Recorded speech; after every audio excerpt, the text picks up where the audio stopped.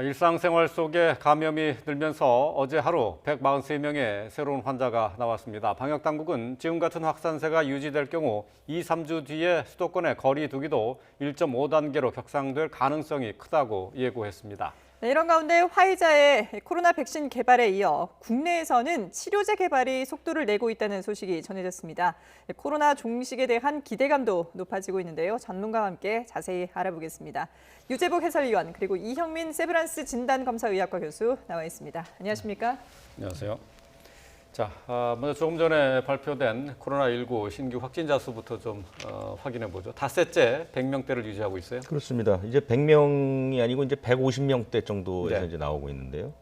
그러니까 문제가 되는 것은 특별한 요인이 없습니다. 네. 지금 뭐 그 헬로윈 영향은 이제 어느 정도 이제 거의 없는 것으로 지금 어느 정도 나오고 있고요. 네. 그 시간도 흘러가고 있고, 그 다음에 뭐 1단계로 낮춘 것도 꽤 오래됐고, 그래서 특별한 요인이 없는데 확진 환자 수가 거의 150명대에 이른다는 것은 계절적 요인을 이제 꼽을 수 있는 거거든요. 그러니까 날이 추워지면서 아무래도 확진 환자가 늘고 있는 것이 아니냐라고 이제 뭐 추정 정도가 가능한데, 그렇다고 하면 앞으로 환자는 더 늘어날 수밖에 없죠. 예, 왜냐하면 겨울로 들어가고 있기 때문에 날이 더 추워지고 있고 건조해지고 있기 때문에 환자 수는 더 늘어날 것이다. 그렇게 되면 사회적 거리두기가 개편됐지만 뭐 1.5단계, 2단계 이렇게 이제 고려할 시기가 됐다.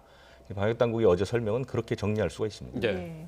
특별한 이유가 없이 이제 좀 확진자 추세가 계속 이어지고 있는 상황인데 수도권에서만 88명이거든요. 아직까지도 이제 수도권을 중심으로 해서 계속 확진자가 나오는 추세라고 봐야 될 것 같은데요. 네. 어제 같은 경우는 지금 서울의 용산에 그 국방부 관할의 한 부대에서도 또 집단 감염이 나왔죠. 그러니까 수도권 중심으로 발생이 되는 것은 맞지만 네. 그 비율은 조금씩 떨어지고 있고 어제는 13개 시도에서 확진 환자가 나왔습니다. 예. 보통 6, 7개 정도 시도에서 나왔었는데, 그러니까 전국으로 이제 퍼져나가는 양상을 보이는 것도 맞다고 봐야 되겠죠. 예. 그리고 이제 조금 전에 얘기하신 그 용산에 있는 국군 복지단이라는 곳인데요. 네. 이것은 이제 용산에 국방부를 비롯해서 이제 그 군 관련 기관들이 여러 개가 모여 있잖아요. 예. 그런데 건물은 별도 건물입니다. 그런데 거기서 이제 그 공무직 노동자 한 명이 확진이 돼서 전체 검사를 했더니 6명 정도가 이제 양성이 나온 거죠. 그런데 지금 전수 조사를 이제 벌여야 될 것으로 이렇게 보이는 이유는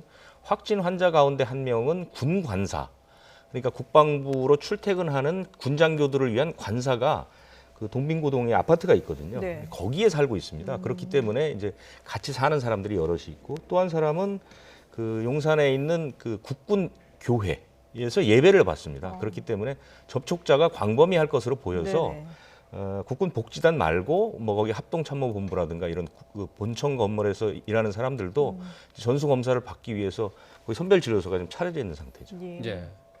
그런데 이 노인 요양 시설에서도 이제 집단 감염이 발생했는데 요양 시설에 대해서는 전수 검사가 진행 중이었지 않습니까? 근데 네. 전수 검사 뒤에 발병 상황이 나왔어요. 그러니까 이제 요양시설 수도권 전수검사를 16만 명 대상으로 한다고 했을 때 많은 전문가 분들이 지적했던 것이 그런 것들이거든요. 그러니까 요양시설을 한 번 검사해서 아무 문제 없으면 이제 끝난 게 아니라 그렇죠. 예. 이미 이전에도 요양시설을 점검은 여러 차례 했습니다. 예. 그래도 확진 환자들이 끊이지 않고 나타나기 때문에 이제 그 방역당국은 연말까지 수도권은 2주 간격으로 하고 비수도권은 4주 간격으로 검사를 계속 하겠다고 이제 이렇게 얘기를 한 것이고, 예.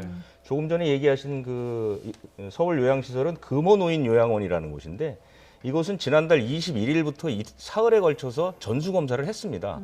그때는 전원 음성이 나왔거든요. 예. 그런데 그 후에 이 요양시설에서 일하는 그 보호사, 그러니까 요양보호사 한 분이 가족과 식사하면서 이제 감염이 돼서 들어온 거죠. 그런데 그 요양원을 살펴보니까 그 대부분이 다 고령자고 네. 거동조차 쉽지 않은 분들이 이제 입소를 해 있고, 네.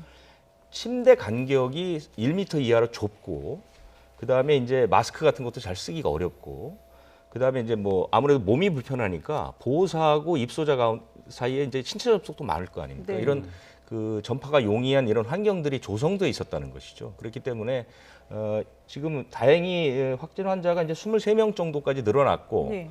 그 시설 안에서의 확진자는 안 나오는데 이제 외부 가족이라든가 이런 분들로 이제 퍼지는 그런 양상을 보이고 있고요. 그래서 아마 이 요양시설에 대한 검사 부분, 이 부분은 신속 진단 키트와도 연계를 해서 네. 주기적으로 계속하지 않는 한 이런 발생을 막기는 어려울 것으로 보입니다. 네. 일단 정부가 뭐 수도권은 2주, 비수도권은 4주로 해서 이게 검사를 확대하겠다라고 밝힌 상황인 거잖아요. 그렇습니다. 일단 전국으로 확대를 했고요. 예. 전국으로 확대를 했고 이미 이제 그 수도권 16만 명은 다 조사를 했거든요. 그런데 그 조사에서는 한 48명 정도가 나왔는데요. 그것을 이제 2주 간격을 두고 연말까지 계속해서 검사를 반복하겠다 이런 얘기인 거죠. 네. 네. 어쨌든 뭐 취약시설에 대한 진단 검사는 그래도 뭐 계속해야 될 필요가 있습니다. 지금 뭐 요양시설뿐만 아니라 정부에서는 정신병원이라든지 정신 요양시설 이 부분 또 24시간 주야간 보호센터 네. 이런 데에 대한 검사도 확대할 계획으로 있죠. 그러니까 이제 환자 입원하는 분들은 어차피 이제 검사를 받고 입원을 하시는 거고요. 네. 그다음에 이제 그 주간 보호센터 같은 데는 입소자분들이 이제 저녁 때 되면 집으로 돌아가시거든요. 근데 지금 말씀하신 그런 시설들이 거의 비슷합니다. 그러니까 환경 자체가 코로나19가 전파되기 용이한 환경, 그다음에 입소하신 분들이 고령이기 때문에 병에 이제 걸리게 되면 이제 중증으로 갈 확률이 높은 네, 네. 그런 이제 특성들을 가지고 있고, 네. 그다음에 이제 그 보호사라든가 근무하시는 분들이 또 외부를 왔다 갔다 하는 이런 똑같은 비슷한 환경이기 때문에 같은 범위 안에서 같은 그 검사를 반복하겠다 이렇게 발표를 한 것이죠. 예. 예. 자, 이영민 교수님, 지금 보면은 이제 뭐 1.5단계 기준에는 아직 못 미치기 때문에 1단계를 유지를 하고 있습니다만은 그래도 이 최근에 확진자 수가 증가하는 추세를 보면 좀 우려스러운 부분이 있지 않을까 싶은데요. 예, 맞습니다. 지금 최근 들어서 확진자 숫자가 이제 조금씩 증가하고 있는 양상이 분명히 눈에 보이는데요. 네. 근데 이제 이렇게 증가하는 게 어떻게 보면 좀 당연할 수도 있습니다. 왜냐하면은 우리가 이제 5월 달에 생활 방역으로 넘어갔을 때는 분명히 그 당시에 지역사회 감염이 어느 정도 정리가 된 상태에서 넘어갔었거든요. 그런데 지금 현재 그 사회적 거리두기의 완화는 지역사회 감염이 완전히 정리된 상태에서 넘어간 게 아니라 사실 경제적인 측면을 고려한 것이 훨씬 더 크거든요. 그러면서 어떤 사회적 거리두기에 대한 기준 자체도 또 많이 또 올려놓은 상황이기 때문에 네. 현재 지역사회 감염이 완전히 정리되지 않은 상황에서 거리두기가 완화돼 버린 것이 이런 어떤 지역사회 안에서 일어나는 감염이 서서히 증가하는 원인 중에 하나라고 일단 저는 생각을 하고요. 물론 그 조금 전에 말씀을 주셨던 계절적인 요인도 중요합니다. 왜냐하면은 이제 우리가 겨울철이 날씨가 점점 추워지면서 집안에서의 환기도 어렵고 그다음에 계속 창문을 닫고 지내는 이제 환경이 되는데 대부분의 사람들이 길거리를 다니면서는 마스크를 잘 착용을 하지만 네.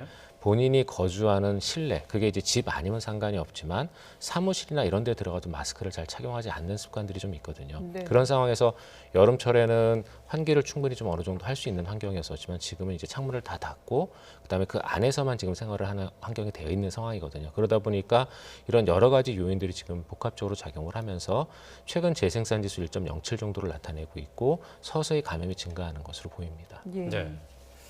어쨌든 뭐 지금 감염 경로를 알 수 없는 환자들도 좀 늘고 있고 더군다나 이제 여기에다가 해외에서 유입되는 환자들도 계속해서 증가 추세예요. 이 부분도 계속 어쨌든 뭐 방역 당국으로서는 글쎄 좀 이 확산세를 꺾는 데는 어쨌든 걸림돌이 되고 있지 않습니까? 일단 해외 유입 같은 경우에는 지금 그 유럽도 그렇고 미국도 그렇고 워낙 많은 확진자들이 지금 나오고 있는 상황이거든요. 미국 같은 경우는 하루에 확진자 숫자가 12만 명이 넘었고 지금 가장 최근의 예측으로는 아마도 12월 중에는 현재의 상태를 유지한다면 20만 명이 넘어갈 걸로 지금 생각을 하고 있습니다. 네. 그런 정도로 지금 환자가 많이 나오고 있는 상황인데요. 이렇게 외국에서 많이 환자가 나오다 보니까 이런 외국에서 유입된 환자들도 지금 지속적으로 늘고 있는 게 맞습니다. 그리고 그게 또 방역 쪽에 이제 문제도 일부 될 걸로 생각은 하고 있는데요. 근데 여태까지 지금 우리가 유지해 봤었던 이런 방역, 기존 방역 체계나 또는 14일의 자가격리 기간이 어느 정도는 충분히 작동을 하기 때문에 당분간은 이 체계를 유지하면은 조금 그래도 좀 부담은 덜지 않을까 싶습니다. 하지만 분명히 잠복기 이후에 감염도 발생을 할 수 있습니다. 네. 그래서 14일의 잠복기가 끝난 해외 입국자라 하더라도 본인이 코로나19를 의심할 수 있는 증상이 있을 경우에는 반드시 의료기관을 내원해서 빨리 검사를 받아보도록 하는 그런 교육이나 또는 시스템이 좀 있어야 될 것 같습니다. 네. 예. 자, 지금 정부도 지금의 코로나19 위기가 진행 중이라면서 방심해서는 절대 안 된다라고 강조했습니다. 박능후 장관의 얘기 들어보시죠. 천안과 아산, 원주에 이어 순천에서 사회적 거리두기 수준을 1.5단계로 격상했습니다. 거리두기 단계 조정 기준인 평균 100명의 확진 환자 발생 수는 100명까지는 안심해도 좋다는 의미가 아닙니다. 나나쯤이야 하고 방역 수칙을 소홀히 한다면 코로나19 바이러스는 일상 속 언제 어디서나 폭발적으로 확산될 수 있습니다. 국민 여러분께서는 경각심을 유지해 주시고 마스크 착용과 거리두기 등 일상생활 속에서 지켜야 할 방역 수칙을 철저하게 실천해 주시기 바랍니다. 네, 방역 당국에서는 지금 이게 확산 속도가 억제하는 속도보다 조금 빠르다라고 보고 있거든요. 이런 시기에는 어떤 점에 좀 주력을 해야 될까요? 일단 확산 속도가 빠르다라고 지금 얘기를 하고 있는 거는 우리가 이제 추적하거나 억제하는 속도보다 빠르다라는 얘기인데요.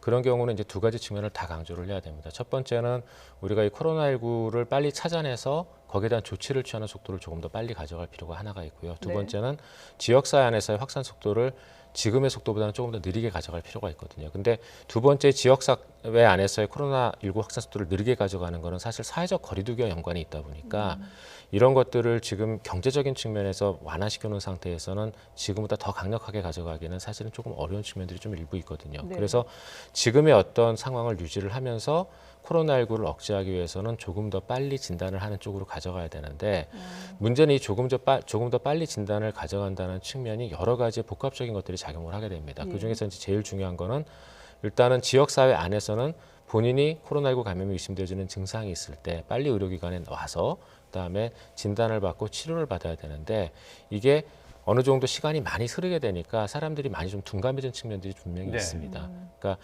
코로나19 증상이 또 워낙 또 초기에 비특이적이다 보니까 더더욱 그런 측면들이 많거든요. 그래서 대부분 물어보면 코로나19 확진 초기에 진단받은 사람들이 느끼는 그 증상은 몸이 좀 둔해졌다, 피로감이 많아졌다 이런 정도의 굉장히 우리가 코로나19를 의심하기 어려운 비특이적인 증상들이 많거든요. 네. 그러다 보니까 이게 코로나19 확산 초기에는 그런 게 조금만 있어도 와서 진단검사를 많이들 받고 확인이 되셨는데 기간이 길어지니까 그때마다 병원으로 오기가 쉽지 않지 않습니까? 그러다 보니까 이게 점점 둔해지고 점점 무감각해지는 그런 측면들이 좀 있거든요.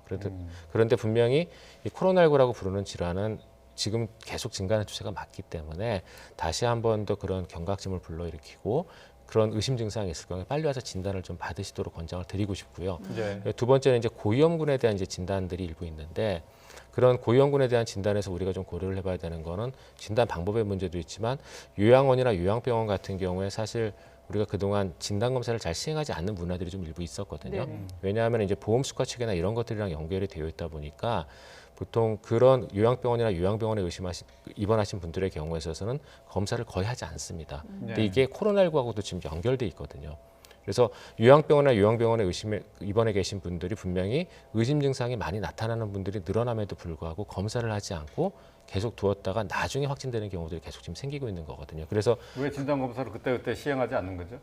요양병원하고 요양원은 기본적으로 입원한 사람들에 대한 보험수가의 지불이 어떤 의료 행위에 따라 지불되는 게 아니라 수가가 낮아서 그렇다는 얘기인가요? 그러니까 입원한 사람 한 명당 하루에 얼마 같은 식으로 네. 하루에 뭐 10만 원 이런 식으로 지불이 됩니다. 그러니까 이런 것들이 어떤 충분한 행위하고 연결이 되기가 조금 어렵거든요. 그리고 또 그런 수가들이 굉장히 또 낮은 측면들이 있기 때문에 그런 여러 가지 행위를 하면 할수록 요양병원에 걸리는 부담들이 커지게 됩니다. 그러다 보니까 요양원, 요양병원들은 장기적인 입원을 최소한의 의료 처치를 하면서 하는 시스템으로 유지가 되는 거거든요. 그러다 보니까 검사를 잘 안 하는 그런 문화들이 있었고 이거는 코로나19 이전에 다른 검사들도 역시 마찬가지였었습니다. 그래서 요양원, 요양병원이 다제내 성균이나 이런 감염 관리가 하기 어려운 기관으로 사실 꼽히고 있었던 것들이거든요.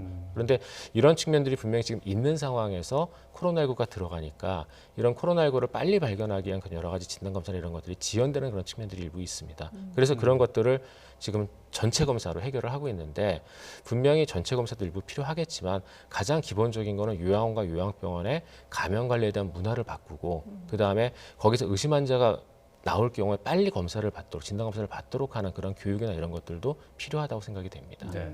좀 전에 화면을 통해서 잠시 보여드렸습니다만 오명돈 위원장이 고위험군 진단 검사를 위해서 신속 항원 검사를 활용해야 된다라는 얘기를 했거든요. 자, 신속 항원 검사라는 게 어떤 건지요? 그 신속 항원 검사라는 거는 코로나19 바이러스의 유전자를 증폭해서 보는 방법이 아니고 환자가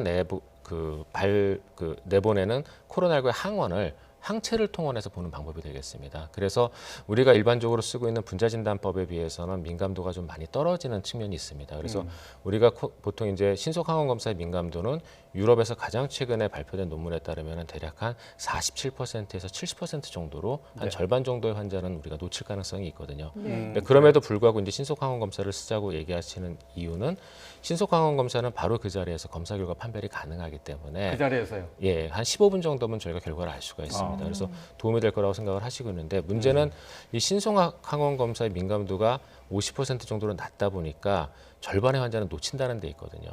그럼 이 절반의 환자를 놓쳤을 때에 대한 대응이 이게 환자가 뭐 예를 들어서 한 10명 정도 있는데 그중에 절반을 놓친다. 그러면은 그거는 그 집단 안에 어쨌건 코로나19 감염이 있는 거니까 네네. 확인이 가능하겠지만 저희가 처음에 사례를 들었던 한두 명 정도 환자가 있는데 그 환자를 놓친다. 이거는 그 다음 검사를 할 때까지 계속적으로 코로나19가 그 기관 안에서 확산될 여지를 주는 거거든요. 네. 그래서 그런 부분에서는 조금 위험성이 있고 그다음에 이제 이게 한 50% 정도의 확률로 코로나19를 진단하다 보니까 반복 검사를 하면 해결되지 않겠냐라는 말씀도 하시는데 예.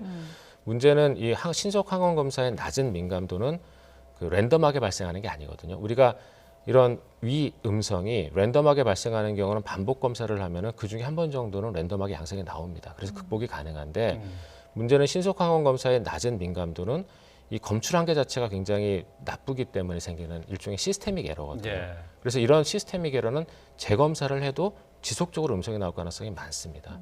즉 우리가 이제 바이러스의 양이 배출되는 그 정도를 PCR의 CT 값이라는 걸로 보게 되는데 그 CT 값이 25가 넘어가면은 신속항원 검사는 거의 60% 정도의 환자를 놓치거든요. 근데 우리나라에서 코로나19 확진받은 환자의 거의 한 40%가 CT 값이 25가 넘어갑니다. 그러면은 우리나라에서 코로나19 초진받은 환자, 확진받은 환자의 거의 한 40%에서 50% 정도는 거의 신속항원 검사로 검사했을 때 60% 정도는 놓치게 되는 상황이 돼버리는 거거든요. 그러면 이렇게 놓쳤을 때 이 환자를 다음에 진단할 때까지 얼마나 많은 감염이 전파되어 있을지 우리가 예측이 어렵기 때문에 사실 저는 신속항원 검사는 조금 지금 상황에서는 쓰기는 좀 어렵다고 봅니다. 물론 우리가 미국처럼 코로나19 환자가 너무 많아져가지고 더 이상 분자 진단을 할 수 없는 상황이 됐을 때 그걸로 모든 환자를 다 검사할 수 없는 상황이 됐을 때는 우리가 신속항원 검사를 써야 될 걸로 생각이 됩니다. 하지만 우리는 아직 그런 상황은 아니라서 예. 조금 더 상황을 보고 나서 신속항원 검사 도입을 결정을 해도 늦지 않다고 생각이 됩니다. 그렇군요.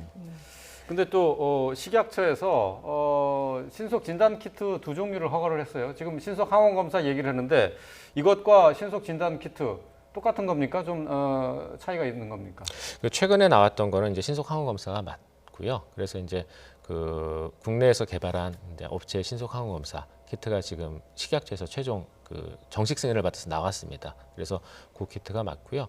그다음에 이제 그거 말고 또 이제 우리가 그 분자진단법에 해당되어지는 또 방법들도 일부 예전에 긴급 사용 승인 받은 것들 중에 일부가 신속 그 정식 승인 단계 들어가 있는 건 알고 있거든요. 근데 그게 지금 나온 건지 여부는 저도 좀 확인을 해봐야 될 것 같습니다. 그러니까 어쨌든 결과적으로는 신속 진단 키트와 신속 항원 키트가 같다는 검사는 같다는 건가요? 아니면 다른 아니요. 정확도가 좀 떨어지는 거죠, 둘 다.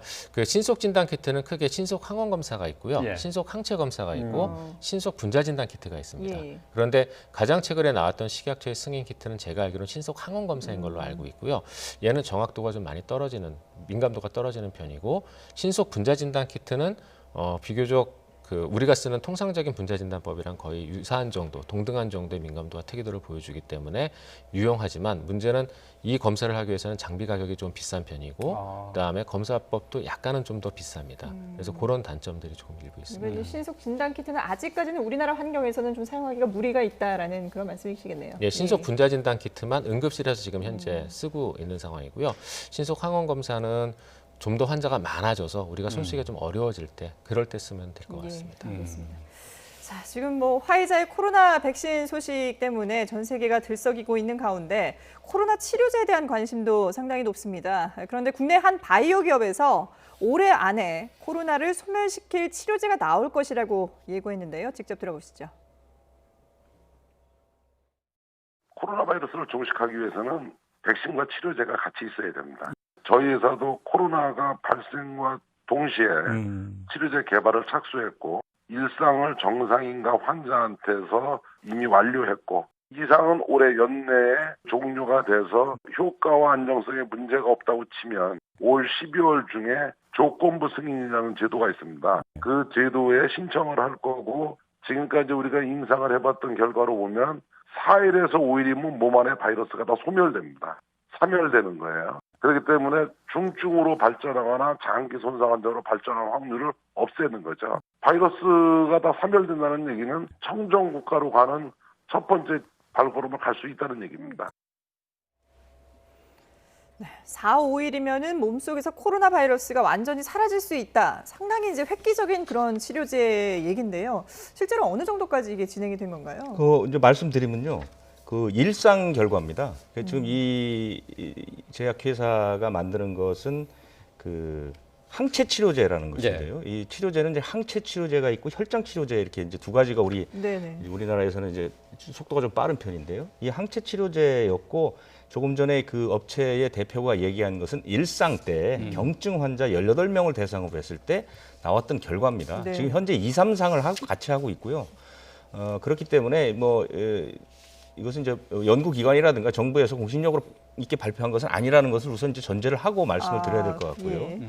실제로 이제 이 회사의 계획은 맞습니다. 12월에 이제 임시 사용 허가, 긴급 사용 승인 허가 이제 신청을 하게 되면 이제 식약처에서 제시한 조건을 통과하게 되면 이제 시중에 나올 수가 있는 것이죠. 그리고 이미 이쪽에서는 그 생산 공정 점검용으로 10만 회분 정도를 이미 만들어 놨습니다. 그렇기 네. 때문에 승인만 떨어지면 뭐 일반에게 이제 공급을 할 수 있을 것 같고요. 네.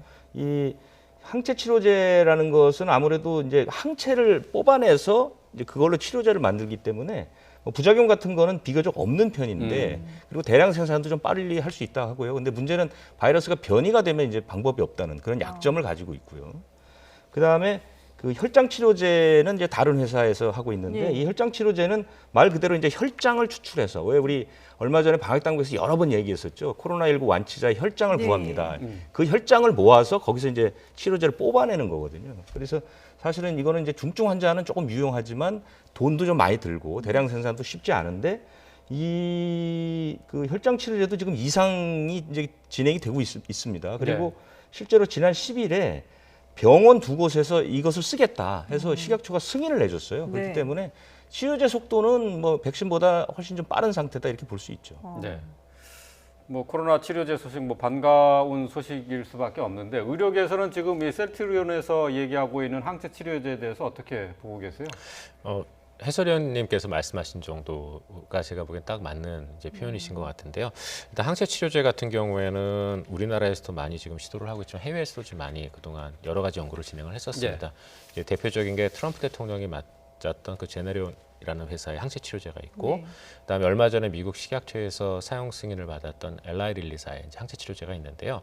문제는 이 항체 치료제가 그 대상에 따라서 효과가 조금 많이 다르게 나타나는 걸로 보입니다. 그래서 트럼프 대통령 같은 경우는 굉장히 효과가 좋다라고 얘기를 했지만 네. 엘라이 릴리사의 그 항체 치료제 같은 경우에는 중증 환자에서의 치료 효과가 굉장히 미약한 걸로 보여서 사실 임상 시험을 중단했었던 그런 치료제거든요. 근데 네. 이제 경증 환자에 대한 치료 목적으로 미국 FDA에서는 이제 승인은 받았고요.